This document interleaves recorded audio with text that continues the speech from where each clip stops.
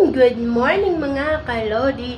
So for today's cooking serye is magluluto po tayo ng plain piniritong isda at nabubuhay na naman tayo. So yun mga kalodi, may isang buong tilapia tayo dito. Isdang tilapia mga kalodi na, which is ito pa po yung natira natin last week mga kalodi na niluto natin. Alin ba yung niluto natin? Yung may sabaw. So nagtira tayo ng 4 kasing piraso yan mga kalodi. Then nagtira tayo ng 2 piraso, sabi natin, para mailuto natin sa susunod na araw. So ngayon po yun mga kalodi, iluluto natin siya na plain fried fish mga kalodi.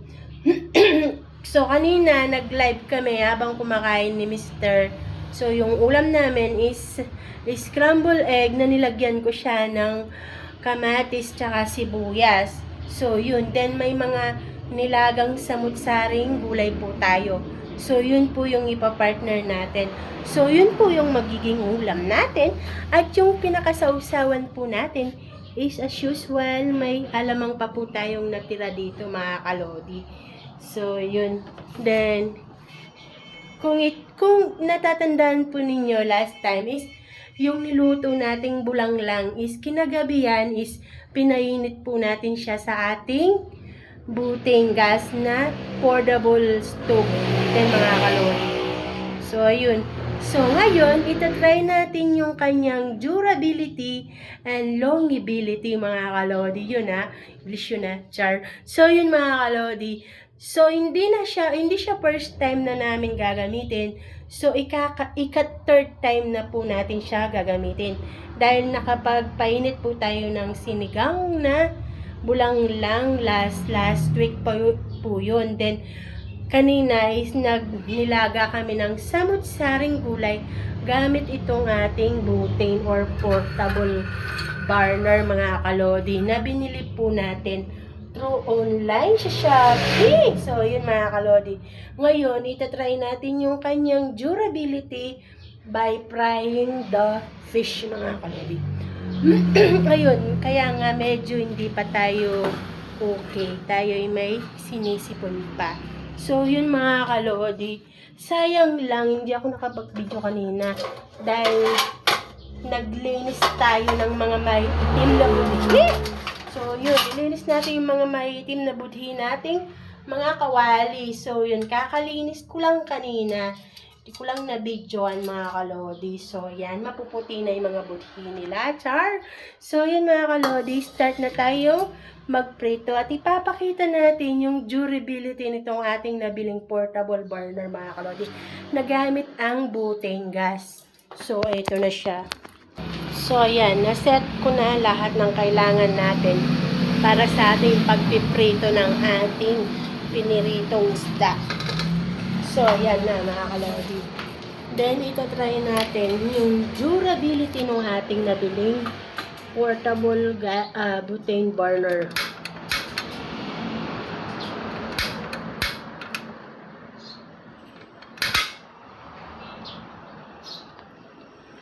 Yan.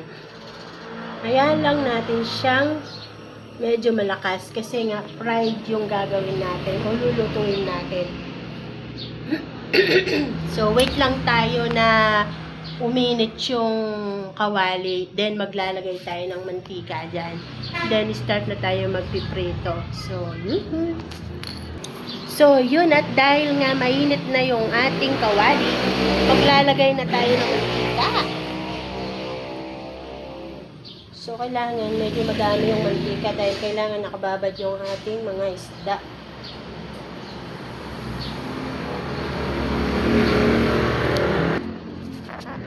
So, yan. Naka-sindi po yan. So, ito yung kanyang butane. So, yan. So, yun. Mainit na yung mantika. Ready na natin ilagay yung isda, mga kalodi. So, lumalaban na yung mantika.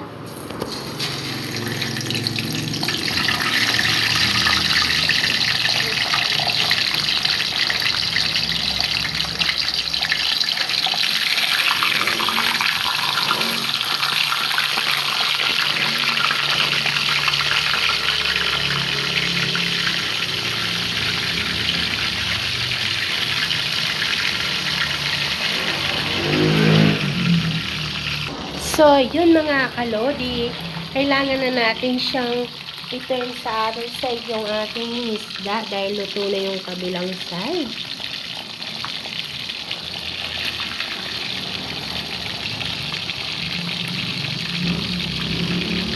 Nagkit ah.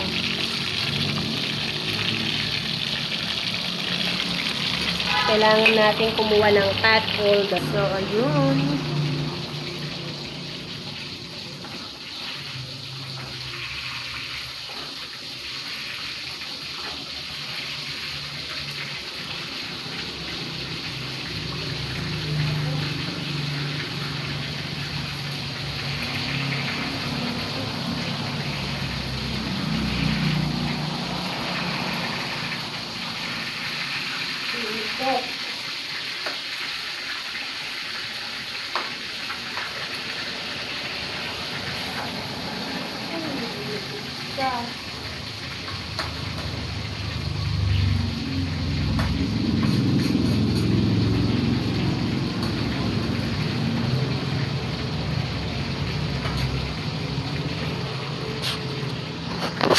So, medyo dumikit yung ating piniritong tilapia. So, yan. Pero okay naman siya. Medyo dumikit lang siya. So, yun mga kalodi. Luto na yung ating mga piniritong isda.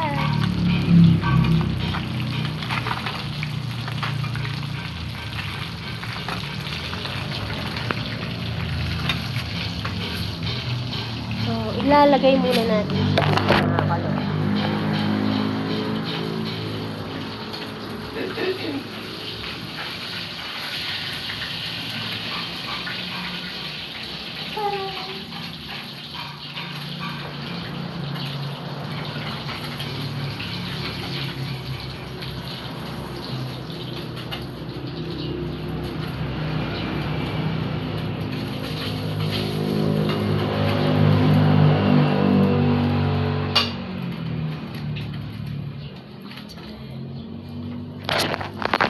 So, yun mga kalodi, luto na yung ating mga piniritong isda. So, i-off na natin siya.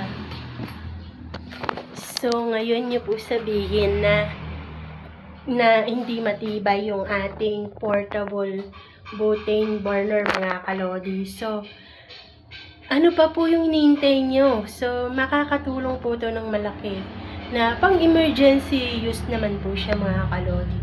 Kung sa matagalang gamit naman is pwede naman po siya. Kita naman po ninyo mga kalodi, medyo matagal natin naluto yung ating isda mga kalodi. So, dito nyo po malalaman yung durability and longevity ng ating portable butane burner mga kalodi. So, hanggang dito na muna. Thank you for watching and ingat po lagi. Sana po patuloy nyo pong subaybayan yung ating mga ina-upload na mga videos. Thank you!